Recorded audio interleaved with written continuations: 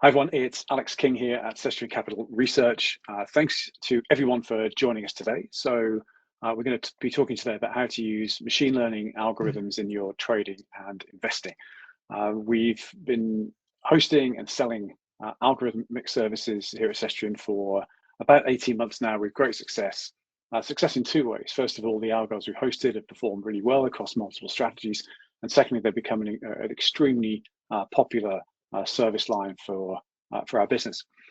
I would think it's fair to say it's pretty early in the use of algorithms in the investing population at large. Previously, it's been the domain of fairly esoteric quant funds. With the advent of cheaper computing and cheaper hosted data services, these strategies are becoming more widely available now. And we're going to talk about how to use them, why to use them.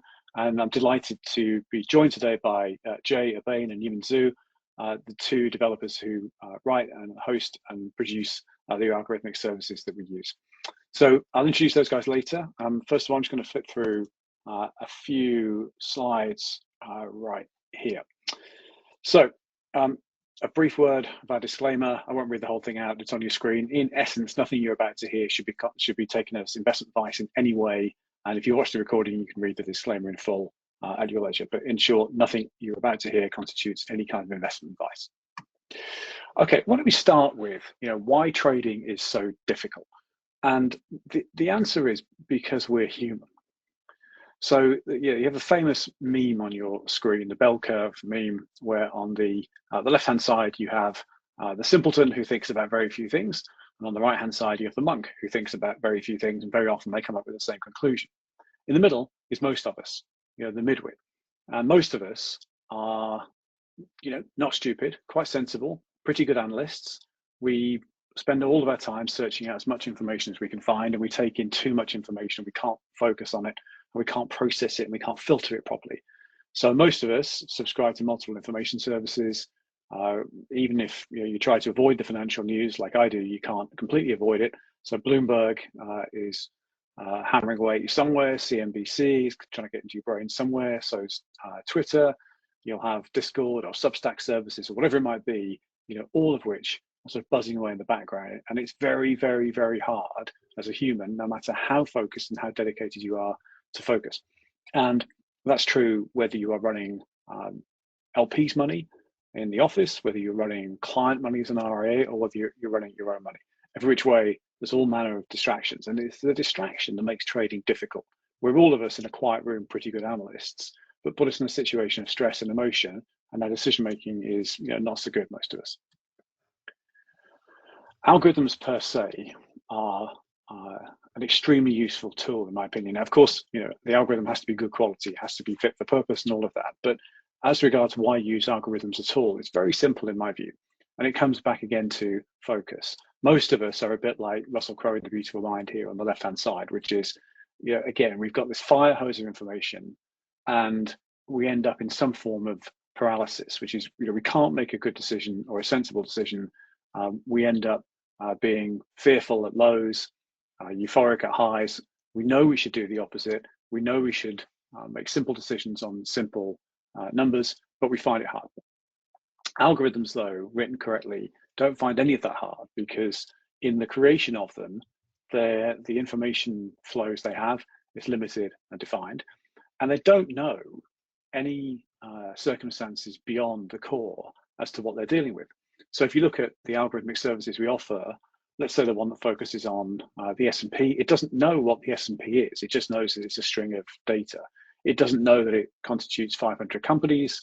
It doesn't know that those companies are rotated in and out of every now and then. It doesn't know about interest rates. It doesn't know about global policy. It doesn't know about any of those things. It just knows a fact pattern based on the numbers that have existed in the past and what patterns they may project in the future.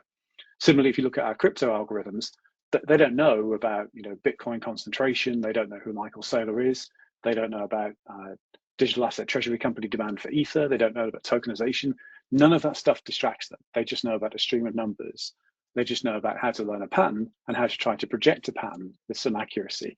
And it's for that simplicity, that coldness, that lack of emotion, that algos per se, I think, are extremely useful. It takes the user emotion completely out of the equation.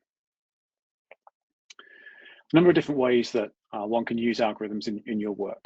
If you to look at two extremes, on the left-hand side here, you might think of as a sort of a light usage. You might subscribe to simple risk-on, risk-off algorithms for the S&P, and you might look at the output every day, and you might say, well, the model's bullish. I'll have a think about that. I'll factor that into my own analysis, but I'll trade according to my own decisions. On the right-hand side, you might trade slavishly to what the algo says, and you might trade all of your money according to that. So those are the extreme positions. Most people don't do either of those. So if you look at the user base for our algo subscriptions, and me personally, the way I use them, it's somewhat like this, which is personally I allocate a specific pool of capital to each algorithmic strategy that I use.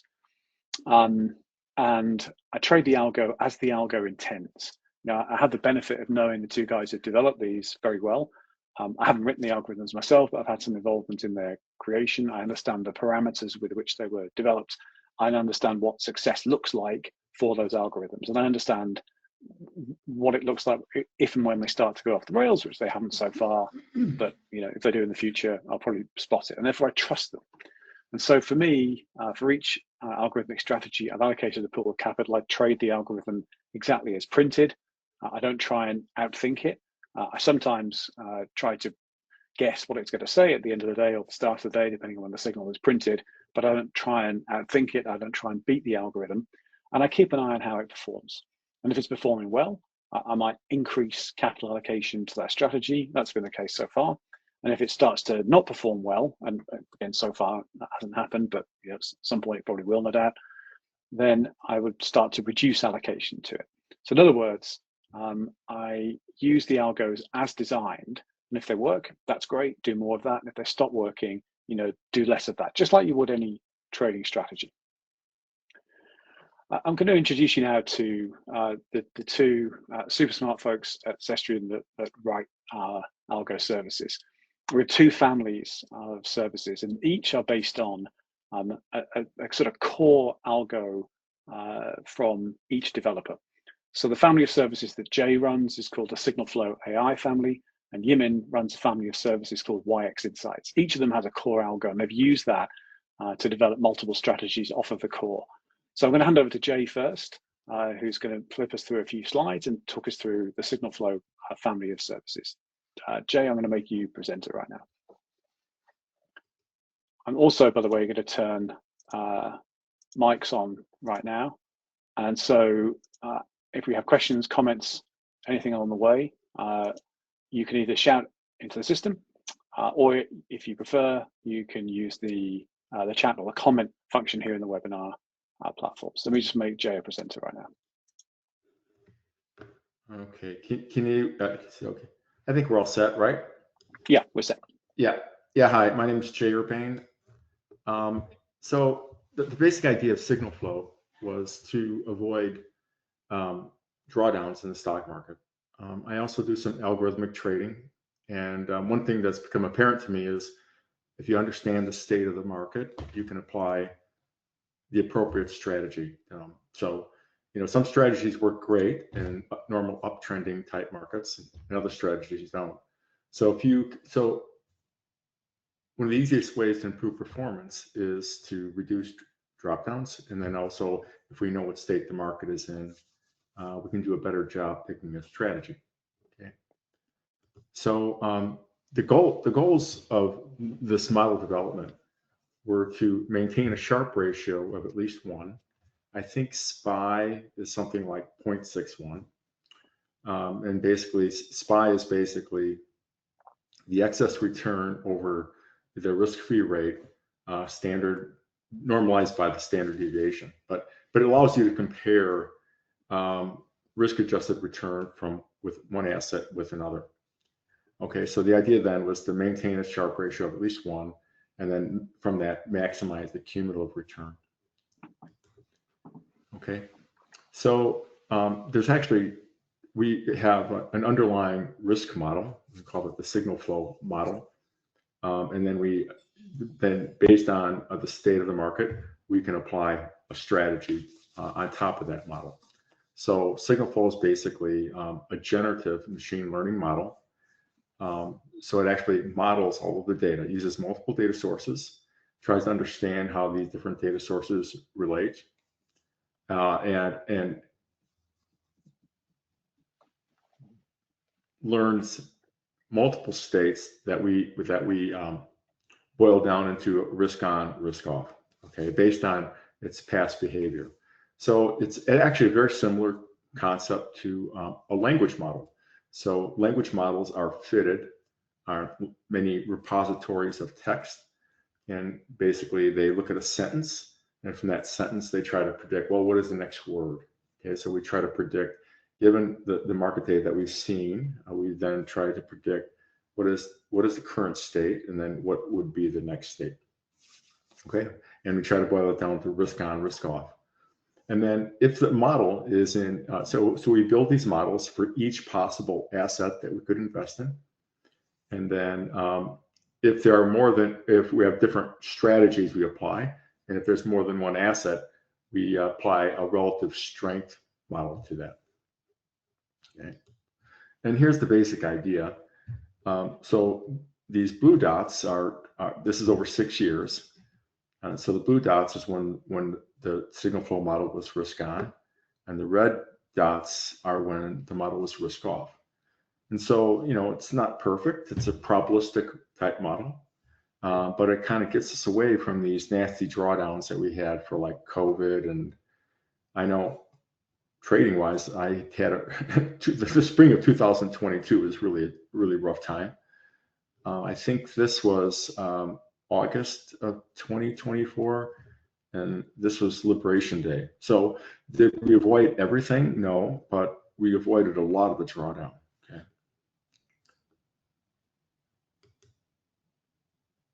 Okay, so if we have a basket of possible assets, depending on which portfolio we're running, and we use a relative strength model. So if an asset is risk, we might have multiple assets to select from. If there's multiple assets that are risk on, we try to predict the best ones to invest in. And in order to do that, we have a relative strength model that uses multiple time frames, that we train a relatively simple machine learning model to weight these different time frames. And it's a momentum strategy. So it's based on, if the price performance of one asset is greater than another asset, then it's likely to continue. So that's the idea.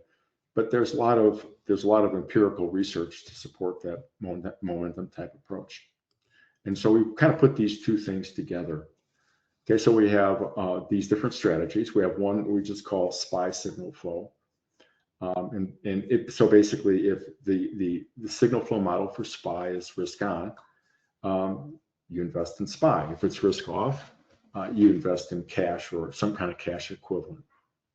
We have a long short portfolio where we include SPY, QQQ, SH, which is a short version of SPY, and PSQ, which is a short version of the NASDAQ. So basically what it does is it invests in the asset that is risk on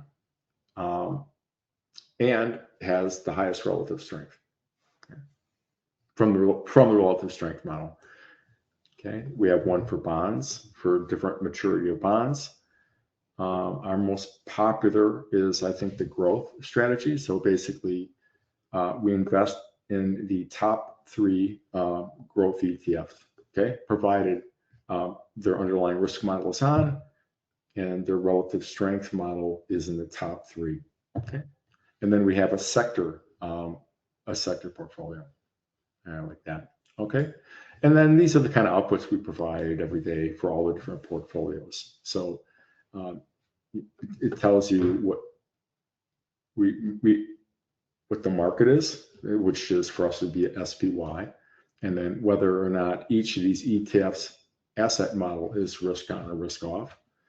This is the output of the relative strength model, and this is it's just a momentum score. And so this signal here at the end is telling you which one to invest in. You can see right now for the sector ETF, XLV, SMH, and XLE are all risk on, and they have relatively high strength model scores. Okay, so that's what we would invest in right now. Okay, so you can use this literally, or you can use this as a guide to make your own decisions. Okay, I think I'm all set, Alex. That's great. Thank you, Joe. The output, by the way, as those of you who are on here that are already users of these services will know, but if it's your first time looking at these, we deliver the output in our Slack environment. And so if you're a subscriber, these services are really easy to use. Whether you use Jay's or Yimin's going to come and talk to us in a moment. Then after the close, the New York close, in Jay's case, you'll see a set of signals printed for each service. There's a discussion channel as well. And so if you were to quiz Jay or myself on why a particular algo might be saying a particular thing, there's an opportunity to do that. It couldn't be easier. The signal's available on your computer, on your phone, however you choose to use Slack. I'm going to introduce you now to Yimin. Yimin's going to be on audio only, and I'm going to present some slides for him. Yimin comes from a different background. So Jay's background is data science, statistics, computer science, and came to trading from that background. Yimin is a trader by background, originally an institutional rates trader for a tier 1 bank, and then latterly trades his own money and writes algorithms and research in order to do so more effectively. So I'm going to share some slides from him right now and turn the audio over to him. So just give me one moment to get these slides up. Can you hear me well, Alex? Yeah, I can. Oh, perfect. Good. I'm going to switch my camera off. Jay, maybe you want to turn yours up as well. Okay, Yimin, the floor is yours. Oh, okay, so our machine learning model has 3 different services running all in Slack channel. So the first one is the original set of macro assets that I started covering. That includes SPY, QQQ, the equity indices, TLT, and now also US dollar, which is the UUP, as well as Bitcoin, Max 7 stocks, and PLTR. So that is delivered in a single channel, and also I do a macro daily insights write-up for all of the tickers in terms of fundamentals and technical. So there's information overlay full service. And then separately, I have restarted the crypto channel more recently since July, covering Bitcoin, Ether, Solana, Coinbase, Robinhood. And the reason we've only covered 3 crypto assets, Bitcoin, Ether, and Solana, is because they're more tilted towards institutional adoption. So the logic is that as they move towards more institutionalized states, it's easier for us using machine learning models and including the macro variables of those models. And last week, I started the commodities channel as well, which covers gold and gold miner, silver miner, oil, copper, etc. So these are 3 groups, but the underlying logic for the machine learning models is very similar. I use a proprietary set of macro variables. So, for example, interest rates, US dollar levels, etc., as one set of key drivers. And the idea is, how could macro variables impact individual assets on a level? And then there is a second aspect to this, the individual performance of the price technicals of the asset itself. So even if you have a strong market, the asset behaves quite weakly, the machine learning model may prefer the risk-off method. It will become more clear when I show the individual results of today. It will be very obvious what I mean. But these signals are shared daily in the early pre-market. So I'm based in the UK. It's the first thing I publish in the morning, so you get them well ahead of the New York Open. Our backtest is performed on open data, New York open, market open data, which means if the signal switches from risk on to risk off, risk off to risk on, the model, the back test is performed used as if you're buying at market open or market open. But I have people actually executing in the pre-market or during the intraday. And I'm actually able to share more color in our private discussion channels on which time period during the day may be more preferable for buying or selling based on past 20-day trends. But that's a separate topic. And then the stickers are also available on TrendSpider, not just on Slack, and you'll see it later as well. Okay, we can go on to the next page.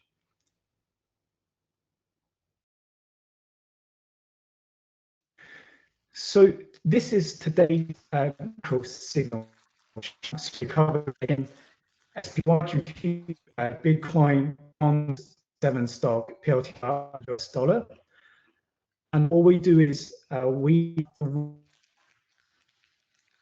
as today's signal, and we did that yesterday to see any changes. And in the third one, the count. So this is the idea of how prominent a signal has been in signals since the very beginning on a 109-day streak. So it's been very strong since late April, since we established.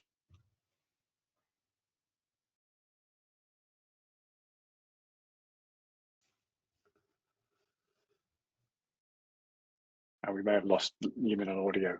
Just 1 second. I'll fill in for him while he fixes his audio. So the summary here is that the macro signal services consistently outperformed the underlying over a fairly long period of time now. It's not going to beat each ticker every single day. Of course it isn't. But the idea is that over a period of days, weeks, months, you should get a significant outperformance versus the underlying. That's the idea here. Yeah, I think we may have. Sorry, yeah, yeah. Sorry, I just lost the signal just now. Just going back to what I was saying about back in April and May, when the market was significantly bearish, our model signals actually already became risk on and stayed risk on up until now, even today. So that, if you remember back in May, during even the big hedge fund managers came out saying we're probably not going to see all-time high in a long time. It's going to be choppy, etc. I mean, they were all wrong, right? And this is beauty, because even if you have 30 years experience managing multi-billion-dollar asset, the machines are probably going to overtake you.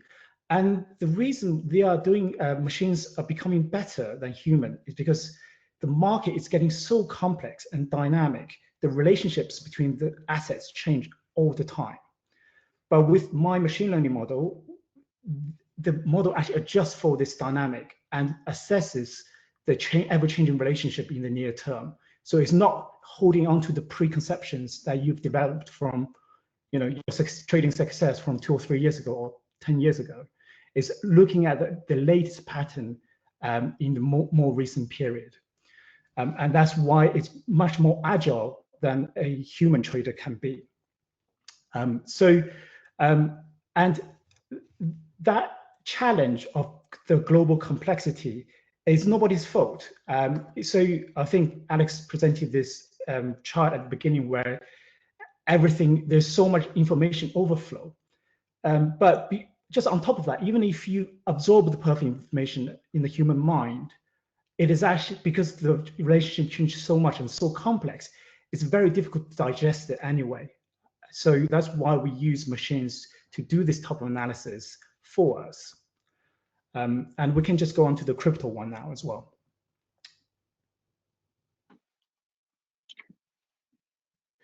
So this is the latest crypto signals. Everything's risk off today. And the thing is, back in early October, when we had the deleveraging event on October 10th, actually our Bitcoin, Ether, and Solana signals all turned risk off, managed to dodge that event. And in the more recent sell-off, they have been risk off the whole time. So as a result, a Bitcoin signal captured huge gain in the run-up since April and May, from the 84K level to 110K-ish. And now it's held on to this gain, whereas if you just held on to Bitcoin and not using the buy and hold or mess strategy, you would have been behind the model result by 20%. And so I'm going to interrupt here. It's Alex. Yeah. So I can't emphasize this enough. Okay, so this is something that machines are just better at than people. Machines do not fall in love with a position. Machines do not buy a narrative. Machines do not get influenced by, what if I can just eke out another 1 or 2 percentage gains before I sell. Machines don't think about hedging ratios, at least this machine doesn't. And so just to reiterate what Yumin just said, the Bitcoin signal here caught the run up from 84 to 110, 115, I think, and then dodged a 20% drawdown just now. Now, for those of you who invest in or trade crypto at all, or you spend any time on the various social media for people that do, the level of pain in crypto since October the 10th is unbelievable, because for many market participants, we're not talking about a 20% drawdown here, we're talking about extensive liquidations because people use so much leverage. So especially if you run levered crypto, these risk management tools, these algo signals, are incredibly valuable. And I will, I personally, I do trade crypto. I use the ETFs personally. I've tried with this algorithmic system, and I've tried manually. And there are better traders in the world than me, but I'm not bad. And I can tell you the algo system beats me hands down. And again, there are better traders than me in the world, but I'm not bad. And the algo system is much better than me. Not only that, it's a much more relaxing thing to do. You make one decision per day, another decision the next day, and you don't stress about it then during the day. Once you learn to trust the algorithm, it's a much, much more relaxing thing. Much less open loops during the day. And I'm going to say again, this Bitcoin algorithm dodged a 20% drawdown in Bitcoin, just as the Signal Flow SPY service that Jay was talking about earlier dodged pretty much all of the Q1 drawdown this year. So these are incredibly powerful tools if you use them correctly. Sorry, you mean carry on. Yeah, and I think if you looked at what we had the slide before with SPY, etc. So crypto and S&P 500 is actually very correlated day to day. So the 20-day correlation is about 0.6, positive 0.6. So moderately highly positively correlated. But if you look at the performance of the two assets, they're wildly different. SPY is up 14% year to date, and Bitcoin is flat. So even if you just try to follow the stock market as your gauge, I feel now it's not enough, because there's now divergence, the rotation, and having specific algorithms for our specific asset, to me, is much more fit for purpose. And even if for Bitcoin, maybe if you follow the model, you could dodge the 20% drawdown. But even for Ether, the difference of following the model is being up 12% since its launch, versus if you just held and didn't do anything, you'll be actually down 18%. But psychologically, that's a huge difference to your trading morale and your positioning. And now you have to rally 40% back just to break even with the algo. So it is really critical to understand that machines can really help humans make better decisions.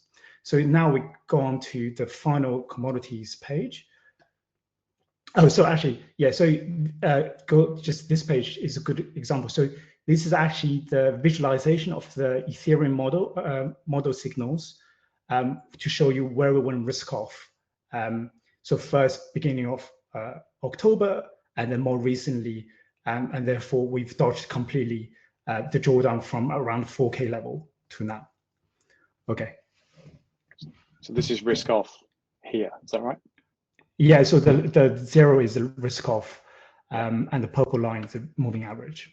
So risk off, most recent risk off was at about 4,000-ish, is that right? And we're now at 3,000-ish.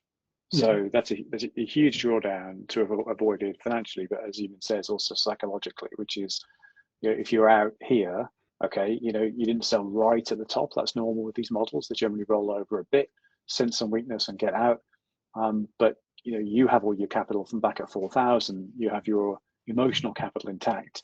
You're not worried about revenge trading your way back up. And then at some point, this will probably flip back risk on, and you can re-enter lower and then ride back up if indeed the climbs back up, which I think it will, by the way. So again, just the financial power of avoiding drawdowns and the emotional power is extremely strong.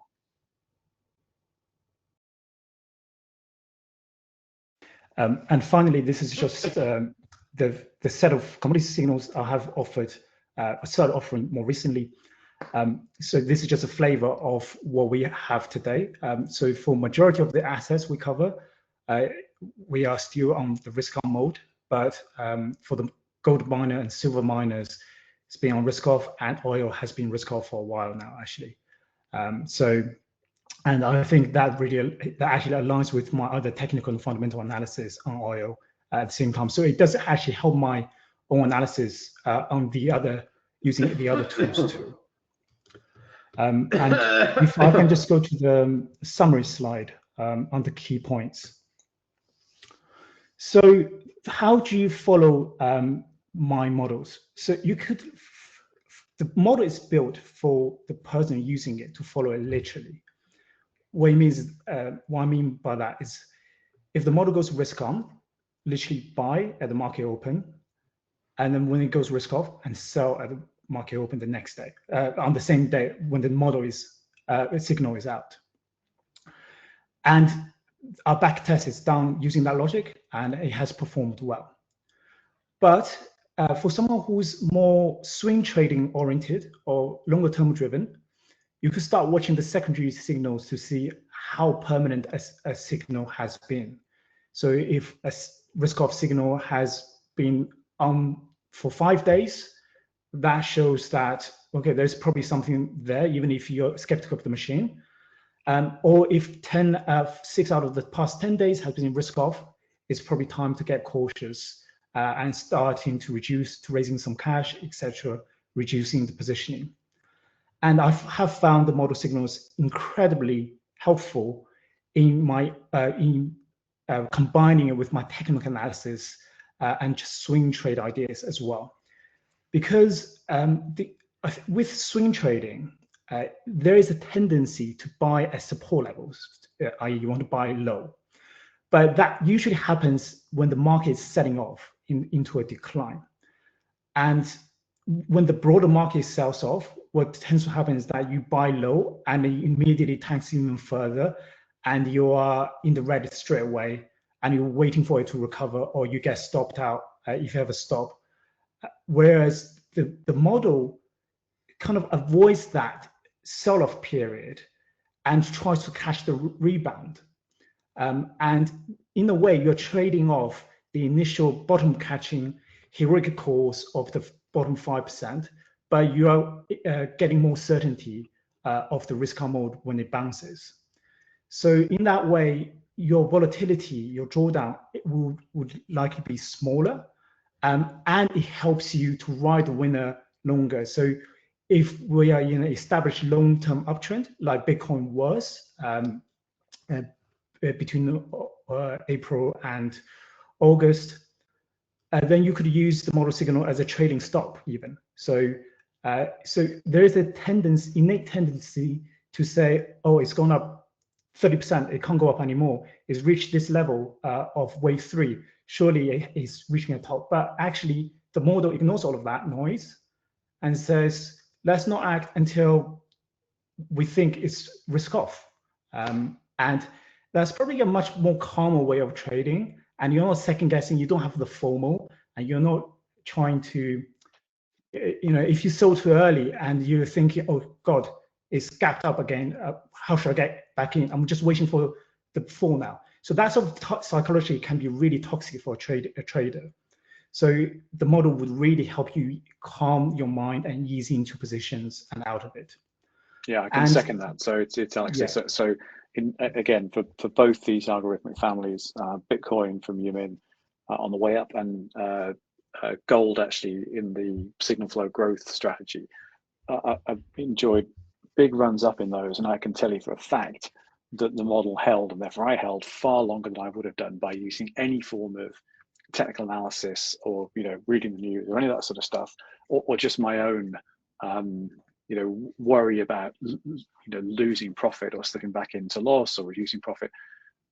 The cold nature of the model and the flip to risk off being a signal to sell has just worked great for me across two families of algorithms with two different instruments. I can't emphasize that enough.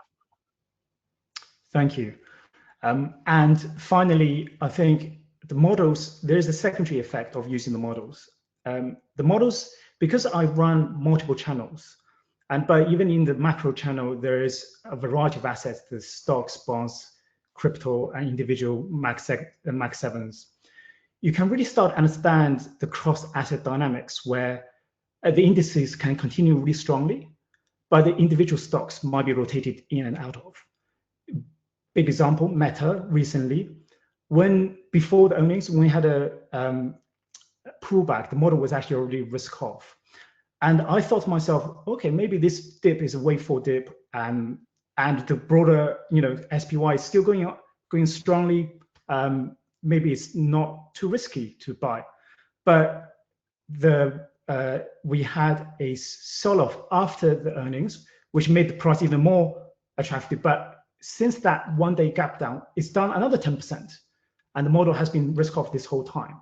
So it really helps you understand that even if the broader market is strong, this was before, even before the SPY corrected recently, the individual stocks may not behave accordingly. They each have their own dynamics. And secondly, it's also useful to understand how the cross-asset classes, like how gold and bonds trade versus crypto and stocks as well. And you start building this intuitive understanding of, in the more recent days, when the equities go up, what does gold do? What does bond do? What do crypto currencies do? So you have this intuitive understanding over time that makes you a better trader, even without algos. And finally, the really important lesson is that I understand a lot of people, they read about one company. It could be Rocket Lab, it could be Tesla, and they fall in love with the company, the management, the future picture, and they really buy into the vision, but they are completely oblivious of the impact on the stock by the entire macro environment, the liquidity conditions, and whether the stock is attractive or not based on its own price technicals. So following a suite of those model outcomes over time really helps you cross-correlate and understand the broader picture, not just, even if you're just focusing on one or two assets. Because there will be a lot of times when Tesla falls 5%, but actually it's got nothing to do with Elon Musk or the Tesla stock itself. It's broader market weakness or some other corner of the liquidity conditions that you may not be aware of. But the model would have picked that up from the data from all the different assets. So yeah, so my conclusion is that since building those models for different asset classes, I've actually become a better trader myself and a much calmer trader myself. And every Friday, I actually release a market update, which seems to be very popular within my own channel. Everyone seems to really like it. I think you will find it helpful as well. So we are not just a black box 1 and 0 service. We actually do provide weekly information overlay on the technical and fundamental aspects of the market through my weekly video update as well. Thanks, Stephen. Thank you very much. I'm just going to click on where you can learn to find out more about the services, which is right here.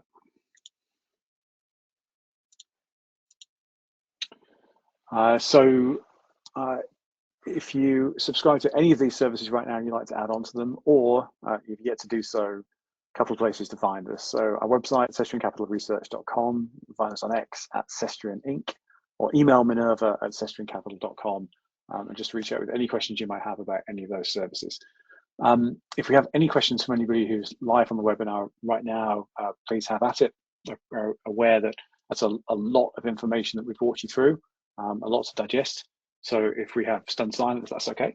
You can always reach out by any of these other channels. But if we do have any questions, maybe fire them now for either Yimin or Jay or myself. Mics are on if you wish to shout into the system. Hi, this is Paul. Hey, Paul. And thanks.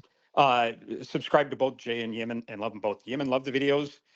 Jay, love your services as well. Jay, the question is, so did I get you right when you have a momentum score on the growth product?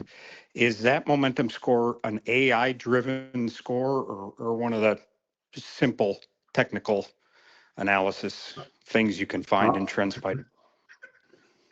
It's a machine learning model, and basically the parameters are based on measuring price performance across different time frames. It's relatively simple.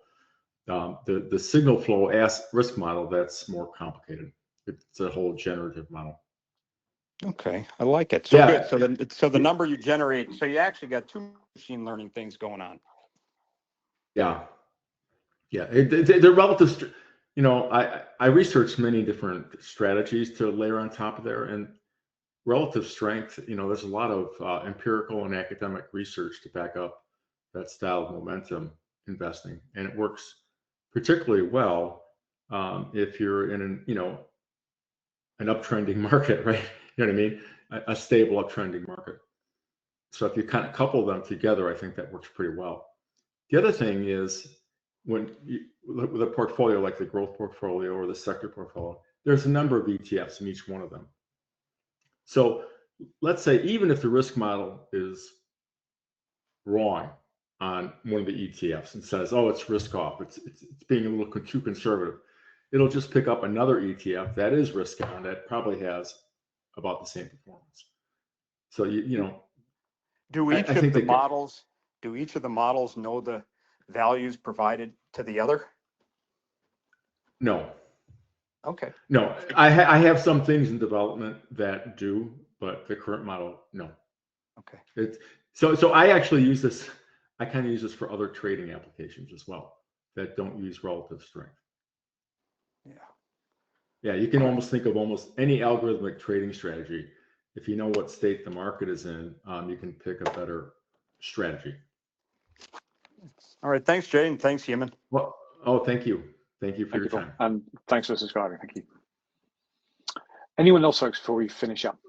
If not, then we'll wrap up and post the recording later on.